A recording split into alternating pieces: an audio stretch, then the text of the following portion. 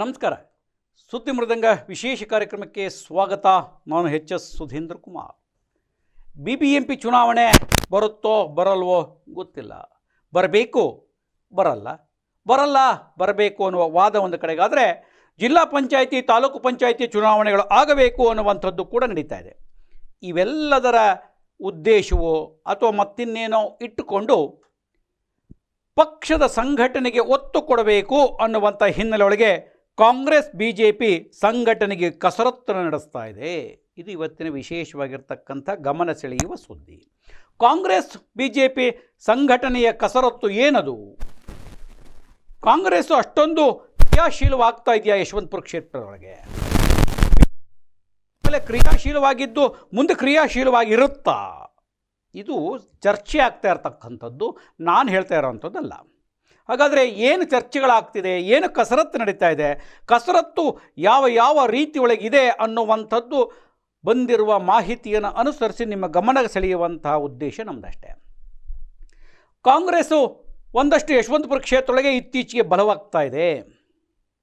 ಬಡವಾದ ಕಾಂಗ್ರೆಸ್ ಬಲವಾಗ್ತಾ ಇದೆ. ಹಾಗಾದರೆ ಬಡ ಯಾಕಾಗಿತ್ತು, ಬಲ ಯಾಕಾಗ್ತಾ ಇದೆ ಅಂತ ಎಲ್ಲರಿಗೂ ಗೊತ್ತಿದೆ. ಎಸ್.ಟಿ. ಸೋಮಶೇಖರ್ ಅವರು ಭಾರತೀಯ ಜನತಾ ಪಕ್ಷ ಸೇರಿದ ಆದ ಮೇಲೆ ಕಾಂಗ್ರೆಸ್ ಪಕ್ಷ ಬಡವಾಗಿತ್ತು. ಎಸ್.ಟಿ. ಸೋಮಶೇಖರ್ BJP ಬಿಟ್ಟಿಲ್ಲ, ಆದರೆ ಪೂರ್ಣ ಪ್ರಮಾಣದಲ್ಲಿ ಮಾನಸಿಕವಾಗಿ ಬಿಟ್ಟಾಗಿದೆ, ದೈಹಿಕವಾಗಿಯೂ ಬಿಟ್ಟಾಗಿದೆ. ಕಾನೂನುಬದ್ಧವಾಗಿ ಮಾತ್ರ BJPಯ ಶಾಸಕರಾಗಿ ಉಳಿದಿದ್ದಾರೆ. ಹಾಗಾಗಿ ಬಿಟ್ಟು ಕಾಂಗ್ರೆಸ್ಸಿನಲ್ಲಿ ಇರುವುದರಿಂದ ಬಡವಾದ ಕಾಂಗ್ರೆಸ್ ಎಸ್.ಟಿ. ಸೋಮಶೇಖರ್ ಮುಖಾಂತರವಾಗಿ ಬಲವಾಗ್ತಾ ಇದೆ. ಇದು ಸತ್ಯವಾಗಿರ್ತಕ್ಕಂತಹ ಮಾತು. ಆ ಹಿನ್ನೆಲೆಗೆ ಸೋಮಶೇಖರ್ ಅವರು ಕೂಡ ವಾರ್ಡ್ವಾರು ಕಾರ್ಯಕರ್ತರ ಸಭೆಗಳನ್ನು ನಡೆಸ್ತಾ ಇದ್ದಾರೆ. ಒಂದು ಕಡೆಗೆ ಅದು ಸಂಘಟನೆಗೆ ಒತ್ತು, ಇನ್ನೊಂದು ಕಡೆಗೆ ಭಾರತೀಯ ಜನತಾ ಪಕ್ಷಗಳಿಗೆ ಎಸ್.ಟಿ. ಸೋಮಶೇಖರ್ ಅವರು ಅತ್ತ ಕಾಲಿಟ್ಟ ಮೇಲೆ ಕಾಲು ಕಿತ್ತ ಮೇಲೆ, ಇನ್ನು ಕೆಲವೊಬ್ಬರು ಇಲ್ಲಿರುವವರು ಕಾಲು ಕಿತ್ತ ಮೇಲೆ ಕಾಲ್ಗಿಟ್ಟ ಮೇಲೆ ಒಂದಷ್ಟು ವ್ಯತ್ಯಾಸಗಳಾಗ್ತಾ ಇದೆಯೇನೋ, ಎಲ್ಲೋ BJPಯ ಬಲ ಕಡಿಮೆ ಆಗಿಬಿಡ್ಬೋದೇನೋ ಅನ್ನುವಂಥ ಲೆಕ್ಕಾಚಾರಗಳ ಮಧ್ಯದೊಳಗೆ ಒಂದಷ್ಟು ಕ್ರಿಯಾಶೀಲವಾಗಿ ಮತ್ತೊಂದಷ್ಟು ಪ್ರತಿಭಟನೆಗಳನ್ನು ಮಾಡುವುದರ ಮೂಲಕವಾಗಿ ನಾವು ಪಕ್ಷನಿಷ್ಠರು ಅಂತ ತೋರಿಸಿಕೊಂಡಂತಹ ಕೆಲವರು ಈಗ ಅವರ ಅದೃಷ್ಟ ಎನ್ನುವಂತೆ ಭಾರತೀಯ ಜನತಾ ಪಕ್ಷದಿಂದ ಬೆಂಗಳೂರು ಉತ್ತರ ಲೋಕಸಭಾ ಕ್ಷೇತ್ರಕ್ಕೆ ಶೋಭಾ ಕರಂದ್ಲಾಜೆಯವರು ಆಯ್ಕೆಯಾದರು.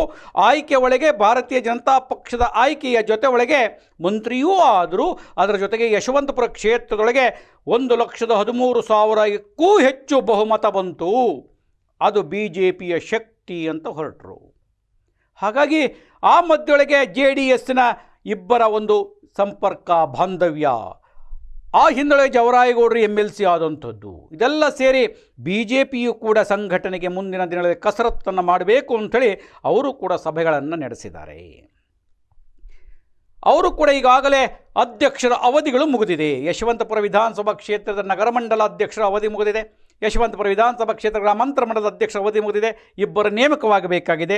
ಆ ಹಿನ್ನೆಲೆಯೊಳಗೆ ನಗರ ಮಂಡಲದವ್ರದ್ದು ಒಂದು ಸಭೆಯನ್ನು ಮಾಡಿದ್ರು, ಗ್ರಾಮಾಂತರ ಮಂಡಲದವ್ರು ಒಂದು ಸಭೆಯನ್ನು ಮಾಡಿದ್ರು. ಇವರಿಬ್ಬರು ಸಭೆಯನ್ನು ಮಾಡುವುದಕ್ಕೆ ಮುಂಚಿತವಾಗಿಯೇ 5 ವಾರ್ಡುಗಳಲ್ಲಿಯೂ ಕೂಡ ಎಸ್.ಟಿ. ಸೋಮಶೇಖರ್ ಅವರು ಸಭೆಗಳನ್ನು ಮಾಡ್ಕೊತಾ ಬಂದಿದ್ದಾರೆ. ಕಾಂಗ್ರೆಸ್ನ ಸಭೆ ಅಂತ ಅಧಿಕೃತವಾಗಿ ಎಲ್ಲೂ ಕೂಡ ಬ್ಯಾನರ್ ಹಾಕದೇ ಇದ್ದರೂ ಕೂಡ ಎಸ್.ಟಿ. ಸೋಮಶೇಖರ್ ಅವರೇ ಕಾರ್ಯಕರ್ತರ ಸಭೆಯನ್ನು ಕರೆದು ಅವರು ಮಾತನಾಡ್ತಾ ಇದ್ದಾರೆ. ಅದು ಕಾಂಗ್ರೆಸ್ಗೆ ಬಲ ಬರ್ತಿದೆ. ಈ ಎರಡು ಕುರಿತಂತೆ ಒಂದಷ್ಟು ಮಾಹಿತಿಗಳು ನಿಮಗೆ ಈಗ ಆರಂಭಿಕ ಮಾಹಿತಿಯನ್ನು ನಾನು ಕೊಟ್ಟಿದ್ದೇನೆ. ಎಸ್.ಟಿ. ಸೋಮಶೇಖರ್ 5 ವಾರ್ಡ್ಗಳಲ್ಲಿಯೂ ಕೂಡ ಸಭೆಯನ್ನು ಕರೆದು ಲೋಕಸಭಾ ಚುನಾವಣೆಯಲ್ಲಿ ನಮಗೆ ಏಕೆ ಮತ ಕಡಿಮೆ ಬಂತು, ಏನಾಯಿತು ಅನ್ನುವ ಕುರಿತಂತೆ ಚರ್ಚೆಗಳನ್ನು ನಡೆಸಿದ್ದಾರೆ. ಆ ಚರ್ಚೆಯ ಅನುಗುಣವಾಗಿ ಕೆಲವೊಬ್ಬರು ಇಲ್ಲ ಕಡಿಮೆ ಮತ ಅಂತ ಭಾವಿಸುವುದು ಬೇಡ, ವಿಧಾನಸಭೆಯ ಚುನಾವಣೆಯಲ್ಲಿ ಬಾಲರಾಜೇಗೌಡ ನಿಂತಿದ್ದಾಗ ಬಂದಂತಹ ಮತ ಠೇವಣಿಯೇ ಬಂದಿರಲಿಲ್ಲ. ಈಗ 1 ಲಕ್ಷಕ್ಕೂ ಅತಿ ಹೆಚ್ಚು ಮತ ಬಂದ ಹಿನ್ನೆಲೆಯೊಳಗೆ ಅದು ಸೋಮಶೇಖರ್ ಅವರ ಬಲ. ನೀವು ಹಾಗಾಗಿ ಮತ ಕಡಿಮೆ ಬಂದಿದೆ ಅಂತ ಭಾವಿಸುವ ಅಗತ್ಯತೆ ಇಲ್ಲ ಅಂತ ಸೋಮಶೇಖರ್ ಅವರು ಹೇಳಿದ್ರು ಕೂಡ ಸೋಮಶೇಖರ್ ಅವರು ಒಪ್ಪಿಕೊಳ್ಳಲು ತಯಾರಿಲ್ಲ. ಸರಿಯಾದ ರೀತಿಯೊಳಗೆ ಕೆಲಸಗಳಾಗಿಲ್ಲ, ಇನ್ನೂ ಮತಗಳು ಬರಬೇಕಿತ್ತು ಅನ್ನುವಂಥ ಅಪೇಕ್ಷೆಯನ್ನು ಇಟ್ಟುಕೊಂಡು ಏನಾಯಿತು ಯಾಕಾಯಿತು ಅನ್ನುವಂಥದ್ದನ್ನು ಕೂಡ ಚರ್ಚೆಯನ್ನು ಮಾಡಿ ಮುಂದೆ ಸಂಘಟನೆ ಬಲಗೊಳ್ಳಬೇಕು ಅಂತ ಹೇಳಿದ್ರೆ BBMP ಚುನಾವಣೆ ಬಂದರೆ ಯಾರು ಅಪೇಕ್ಷಿತರು ಅನ್ನುವಂಥ ಹೆಸರುಗಳನ್ನು ಕೊಡಿ, ಬ್ಲಾಕ್ ಅಧ್ಯಕ್ಷರು ವಾರ್ಡ್ ಅಧ್ಯಕ್ಷರುಗಳು ಯಾರಾಗ್ತೀರಿ ಅನ್ನುವಂಥ ಅಪೇಕ್ಷೆಯನ್ನು ಕೊಡಿ. ಈ ಮುಖಾಂತರವಾಗಿ ಸಂಘಟನೆಯನ್ನು ಮಾಡೋಣ. ಒಂದು ತಿಳ್ಕೊಳ್ಬೇಕು, ನೀವು BBMP ಆಕಾಂಕ್ಷಿತರು ಅಂತ ಪಟ್ಟಿ ಕೊಟ್ಟ ತಕ್ಷಣ BBMP ಟಿಕೆಟ್ ಕೊಡ್ತೀವಿ ಅಂತ ಭಾವಿಸುವುದು ಬೇಡ. ನೀವು ಕೊಟ್ಟ ಹೆಸರನ್ನು ಬಿಟ್ಟು ಬೇರೆಯವರ ಹೆಸರೂ ಬಂದರೂ ಅಚ್ಚರಿ ಪಡುವಂತಿಲ್ಲ. ನೀವು ಕೆಲಸವನ್ನು ಮಾಡಬೇಕು, ಸಂಘಟನೆಯನ್ನು ಮಾಡಬೇಕು ಅಂತೇಳಿ ಸೋಮಶೇಖರ್ ಅವರು ಈಗಾಗಲೇ ಕಟಿಬದ್ಧರಾಗಿ ನಿಂತಿದ್ದಾರೆ.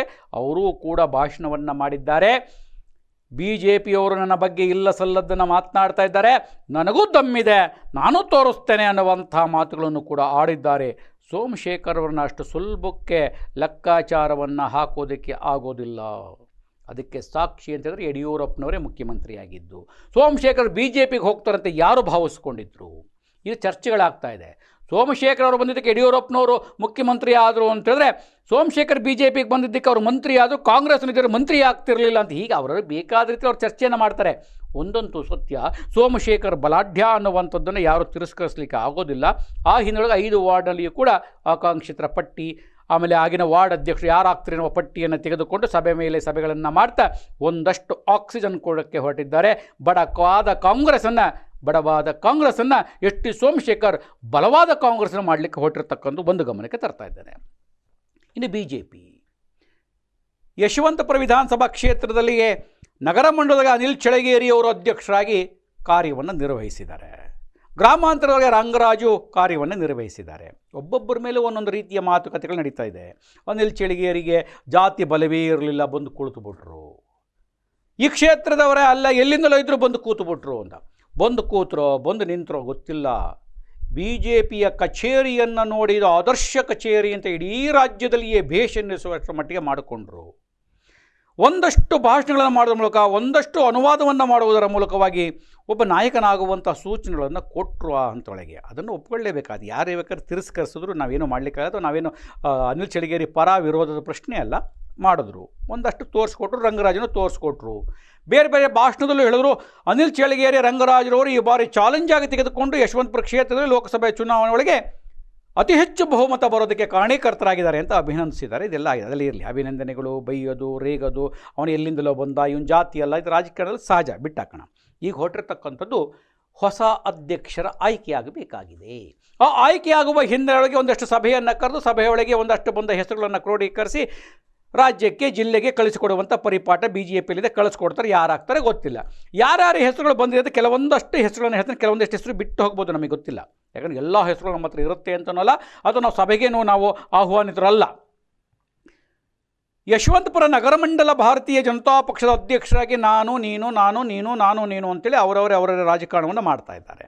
ಗ್ರಾಮಾಂತರ ರಾಜಕಾರಣ ನಡೀತಾ ಇದೆ. ಇನ್ನೊಂದು ವಿಶೇಷ ರಾಜಕಾರಣ ನಡೀತಾ ಇರತಕ್ಕಂಥದ್ದು ಅಂತಂದರೆ, ನಗರ ಮತ್ತು ಗ್ರಾಮಾಂತರ ಮಂಡಲವನ್ನು ಎರಡೂ ಒಂದೇ ಮಾಡಿ ಯಶವಂತಪುರ ಕ್ಷೇತ್ರವನ್ನು ಎರಡೂ ಮಾಡಿದಾಗ ಸಂಘಟನೆಗೆ ಅನುಕೂಲವಾಗುತ್ತೆ ಅನ್ನುವಂಥ ಕೂಗು ಅಂದಿನಿಂದ ಇಂದಿನವರೆಗೂ ಇದೆ, ನಾಳೆಯೂ ಇರುತ್ತೆ, ಮತ್ತು ನೇಮಕವಾಗುವವರೆಗೂ ಇರುತ್ತೆ. ಒಂದು ಗುಂಪು ಅಂದರೆ ನೇರವಾಗಿ ಹೇಳೋಣ, ಒಂದು ಗುಂಪು ಅಂತ ಯಾಕೆ ಹೇಳೋದು ಪಾಪ, CM ಮಾರೇಗೌಡರು, ರಾ ಅಂಜನಪ್ಪನವರು, ಜೆ ರಮೇಶ್ ಅವರು, ಸುಧೀರ್ ಅವರು, ಉಲ್ಲಾಳ್ ವಾರ್ಡಿನ ಮಾಜಿ ಅಧ್ಯಕ್ಷರಾದಂಥ ಶಶಿಕುಮಾರ್ ಅವರು, ಈ ಇಷ್ಟು ಗ್ಯಾಂಗು ಒಂದನ್ನು ಮಾಡಬೇಕು ಅಂತೇಳಿ ಒತ್ತಡದ ಮೇಲೆ ಒತ್ತಡವನ್ನು ಹಾಕ್ತಾ ಇದ್ದಾರೆ. ವಿಜಯೇಂದ್ರ ಅವರು ಬಂದಾಗ ರೋಡ್ನಲ್ಲೂ ನಿಲ್ಲಿಸಿ ಕೂಡ ಅವರಿಗೆ ಒಂದು ಪುಷ್ಪಗುಚ್ಛವನ್ನು ಕೊಟ್ಟು ನೀವು ಎರಡೂ ಸೇರಿಸಿ ಒಂದು ಮಾಡಿ ಸಂಘಟನೆಗೆ ಅನುಕೂಲವಾಗುತ್ತೆ ಅಂತ. ಅವರು ಆಯಿತು ಮಾತನಾಡೋಣ, ಹೇಳಿದ್ದೇನೆ, ನೋಡಿದ್ದೇನೆ ಅಂತ ಹೇಳಿದ್ದಾರೆ. ಅದನ್ನೇ ಇಟ್ಟುಕೊಂಡು ಎರಡೂ ಒಂದು ಆಗೇ ಆಗುತ್ತೆ ಎನ್ನುವಂಥ ಹಠ ಈ ಗ್ಯಾಂಗ್ದು. ಯಾವುದೇ ಕಾರಣಕ್ಕೂ ಆಗಲು ಸಾಧ್ಯವೇ ಇಲ್ಲ. ಇದು ಕೇವಲ ಯಶವಂತಪುರ ಕ್ಷೇತ್ರಕ್ಕೆ ಸಂಬಂಧಿಸಿದ್ದಲ್ಲ, ಇಡೀ ರಾಜ್ಯಕ್ಕೆ, ರಾಷ್ಟ್ರಕ್ಕೆ ಸಂಬಂಧಪಟ್ಟಂಥದ್ದು. ಕರ್ನಾಟಕ ರಾಜ್ಯದಲ್ಲಿ 60ಕ್ಕೂ ಹೆಚ್ಚು ಕ್ಷೇತ್ರಗಳಲ್ಲಿ ನಗರ ಮತ್ತು ಗ್ರಾಮಾಂತರ ಅಂತ ಭಾಗಗಳಾಗಿದೆ. ಇದೊಂದನ್ನು ಮಾಡಿದ್ರೆ ಉಳಿದ ಕಡೆ ಬಿಡೋದಿಲ್ಲ ಅನ್ನುವಂಥ ಚರ್ಚೆಗಳಾಗುತ್ತೆ. ಮಾಡೇ ಮಾಡ್ತೀವಿ, ಆಗೇ ಆಗತ್ತೆ ಅಂತ. ಈ ಗುಂಪು ಆಗೋದೇ ಇಲ್ಲ, ಮಾಡೋದೇ ಇಲ್ಲ, ಆದರೆ ಸಂತೋಷ ನಮಗೆ ಗೊತ್ತಿಲ್ಲ ಅನ್ನುವಂಥದ್ದು ಈ ಗುಂಪುಗಳ ಮಧ್ಯೊಳಗೆ ಅಧ್ಯಕ್ಷರ ಹೆಸರನ್ನು ಕಳಿಸ್ಕೊಡ್ತಾ ಇದ್ದಾರೆ.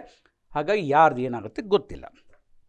ಯಶವಂತಪುರ ನಗರ ಮಂಡಲದ ಪ್ರಸ್ತಾಪ ಬಂದಾಗ ವಾಜರಳ್ಳಿಯ ಶಶಿಕುಮಾರ್, ಉಲ್ಲಾಳ್ವಾಡಿನ ಮಾಜಿ ಅಧ್ಯಕ್ಷ ಶಶಿಕುಮಾರ್, ಇಬ್ಬರು ಶಶಿ ಪ್ಲಸ್ ಶಶಿ ಇಬ್ಬರು ನಮಗೆ ಬೇಕು ಅಂತಕ್ಕಂಥದ್ದು ಅವರು ಕೂಡ ಒಂದು ಹಂತದಲ್ಲಿ ಕೇಳ್ತಾ ಇದ್ದಾರೆ.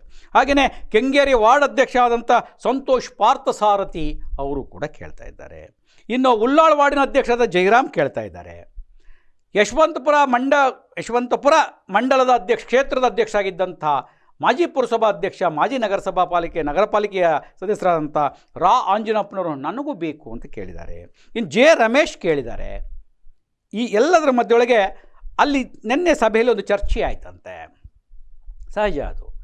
ಈ ರಾಜಕೀಯದೊಳಗೆ ನಾವು ಹೇಳ್ತೇವೆ ಜಾತ್ಯತೀತವಾದಿಗಳು, ಜಾತಿ ಇಲ್ಲ, ಜಾತಿ ಆಧಾರ ಬೇಡ ಅಂತದ್ದು ಕೇವಲ ಭಾಷಣಕ್ಕಷ್ಟೇ ಭೂಷಣ. BJPಲೂ ಅಷ್ಟೇ, ಎಲ್ಲ ಪಕ್ಷದಲ್ಲೂ ಅಷ್ಟೇ.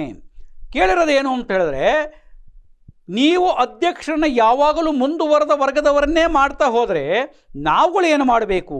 ಒಮ್ಮೆಯಾದರೂ SC STಗೆ ಕೊಡಿ. ಒಂದು ಗೌಡ್ರಾಗಿದ್ದಾರೆ, ಇಲ್ಲ ಲಿಂಗಾಯತರಾಗ್ತೀರಿ, ಇಲ್ಲ ಅಂತ ಹೇಳಿದ್ರೆ ಈ ಸರಿ ಏನೋ ಬ್ರಾಹ್ಮಣರು ಅದೃಷ್ಟೋ ದುರಾದೃಷ್ಟೋ ಒಂದು ಚಳಿಗೇರಿ ಬ್ರಾಹ್ಮಣರಾಗ್ಬಿಟ್ಟಿದ್ದೀರಿ, ನಮಗೂ ಕೊಡಿ. SC STಗೆ ಯಾಕೆ ಒಂದು ಸಲ ಪೇರೆಂಟ್ ಬಾಡಿ ಒಳಗೆ ಅಧ್ಯಕ್ಷ ಸ್ಥಾನವನ್ನು ಕೊಡಬಾರ್ದು ಅಂಥೇಳಿ ಆತ್ಮಾನಂದ, ರಾಮ್ ಸಂಜೀವಯ್ಯ, ವಜ್ರಪ್ಪ, ಹೀಗೆ ಅನೇಕ ಘಟಾನುಘಟಿಗಳು ಈ ಬಾರಿ ನಮಗೂ ಬೇಕು ಅಂತ ಕೇಳಿದ್ದಾರೆ. ಅದು ಯಾರಿಗೆ ಸಿಗುತ್ತೆ ಗೊತ್ತಿಲ್ಲ. ಅದನ್ನು ನಾನು ಕಡೆಗೆ ಒಂದೆರಡು ಸಣ್ಣ ವಿಶ್ಲೇಷಣೆ ಕೊಟ್ಟು ಮುಗಿಸ್ತೇನೆ. ಇನ್ನು ಯಶವಂತಪುರ ಗ್ರಾಮಾಂತರ ಮಂಡಲದಕ್ಕೆ ರಂಗರಾಜು ಈಗ ಹಾಲಿ ಅಧ್ಯಕ್ಷರು. ಅವ್ರು ಮುಂದುವರಿತಾರಾ? ಇಲ್ಲ, ಮುಂದುವರಿಯಲ್ಲಂತೆ, ಸಾಕಾಗ್ಬಿಟ್ಟಿದೆ, ಬಿಟ್ಬಿಡ್ತಾರೆ. ಯಾರು ಸ್ವಾಮಿ ಹೇಳಿದವರು? ಅವರು ಇಲ್ಲಿ ಹೇಳ್ತಾ ಇದ್ದಾರೆ, ಒಳಗೊಳಗೆ ಕೇಳ್ತಾ ಇದ್ದಾರೆ.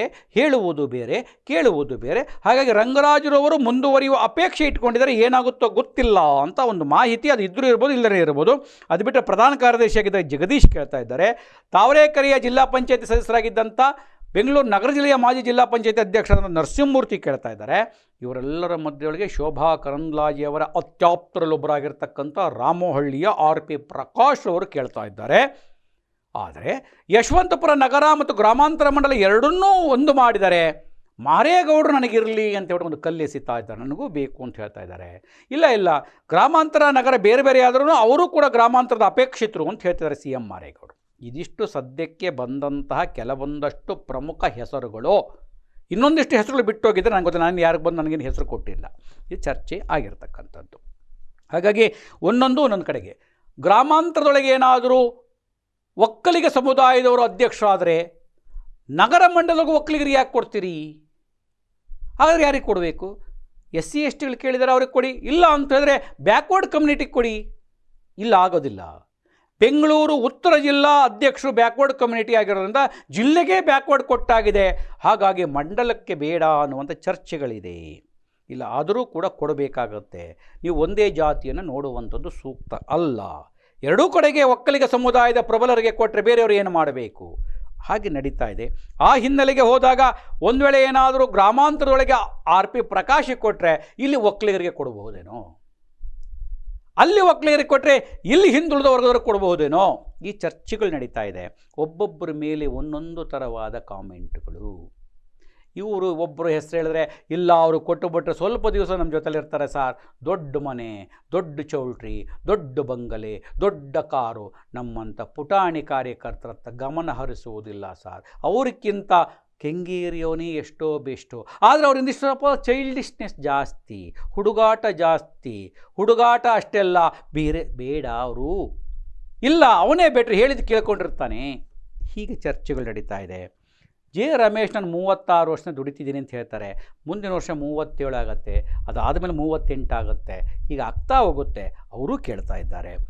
ಆಂಜನಪ್ಪನವರು ಸಾಕಷ್ಟು ಕ್ರಿಯಾಶೀಲರ ಕೆಲಸವನ್ನು ನನಗೂ ಕೊಡಿ ಅಂತ ಕೇಳ್ತಾ ಇದ್ದಾರೆ. ಕೆಲವೊಬ್ಬರು ಹೇಳ್ತಾರೆ ಎರಡೂ ಮಂಡಲ ಒಂದಾಗಿದ್ದಾಗ, ಅಂದರೆ ಅವಾಗ ಇನ್ನೂ ಬೇರೆ ಬೇರೆ ಆಗಿರಲ್ಲ. ಯಶವಂತಪುರ ಕ್ಷೇತ್ರದ ಅಧ್ಯಕ್ಷರಾದಂಥವ್ರು 5 ವಾರ್ಡ್ಗೆ ಸೇರಿದ ನಗರ ಮಂಡಲದ ಅಧ್ಯಕ್ಷರಾಗುವಂಥದ್ದು ಅವರ ಸೀನಿಯಾರಿಟಿಗೆ ಸೂಕ್ತವಾದುದಲ್ಲ. ಹೀಗೆ ಚರ್ಚೆಗಳಾಗ್ತಾ ಇದೆ. ನಗರ ಗ್ರಾಮಾಂತರ ಮಂಡಲದ ಅಧ್ಯಕ್ಷರು ಯಾರಾಗ್ತಾರೋ ಗೊತ್ತಿಲ್ಲ. ಬಹುಶಃ ಈ ಪಟ್ಟಿಗಳು ಅಲ್ಲಿಗೆ ರವಾನೆಯಾಗಿದೆ. ಅದರ ಜೊತೆ ಒಳಗೆ ಶೀಘ್ರ ಶನಿವಾರ, ಭಾನುವಾರ, ಸೋಮವಾರದ ಒಳಗಾಗಿ ಶೋಭಾ ಕರಂದ್ಲಾಜೆ ಅವರು ಸೆಷನನ್ನು ಮುಗಿಸಿಕೊಂಡು ಬೆಂಗಳೂರಿಗೆ ಬಂದ ತಕ್ಷಣ ಅವರೊಟ್ಟಿಗೆ ಚರ್ಚೆಯನ್ನು ಮಾಡಿ, ಇವರು ಬಿಟ್ಟು ಇವರು ಯಾರು, ಅವ್ರು ಬಿಟ್ಟು ಇವರು ಯಾರು, ಕಣ್ಣ ಮುಚ್ಚೆ ಗಾಡೆ ಗೂಡೆ ಈ ಎಲ್ಲ ಚಟುವಟಿಕೆಗಳು ನಡೆದು ಆಯ್ಕೆ ಆಗುವುದು ನಿಶ್ಚಿತ.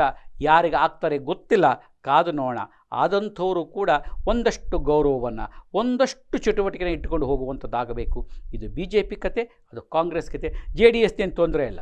ಜವರಾಯೇಗೌಡರೇ ಭದ್ರ, ಹನುಮಂತೇಗೌಡರೇ ಭದ್ರ, ಉಳಿದಂಥವರೇ ಭದ್ರ. ಹಾಗಾಗಿ ಯೋಚನೆ ಇಲ್ಲ, ಅಲ್ಲೇನು ತಲೆ ಕೆಡಿಸ್ಕೊಳ್ಳುವಂಥದ್ದು ಇಲ್ಲ ಅನ್ನೋ ಅಷ್ಟರ ಮಟ್ಟಿಗೆ ನಡೀತಾ ಇರೋದ್ರಿಂದ ಯಶವಂತಪುರ ಕ್ಷೇತ್ರದಲ್ಲಿ ಕಾಂಗ್ರೆಸ್ BJP ಸಂಘಟನೆಯ ಕಸರತ್ತು ನಡೀತದೆ. ಯಾರಾಗ್ತಾರೆ ಕಾದು ನೋಡೋಣ ಅಂತ ಹೇಳ್ತಾ ವಿಶೇಷವಾಗಿರ್ತಕ್ಕಂಥ ವರದಿ, ವಿಶೇಷವಾಗಿರ್ತಕ್ಕಂಥ ಸುದ್ದಿಯನ್ನು ಹೊತ್ತು ಬರ್ತಾನೆ. ನಮಸ್ಕಾರ.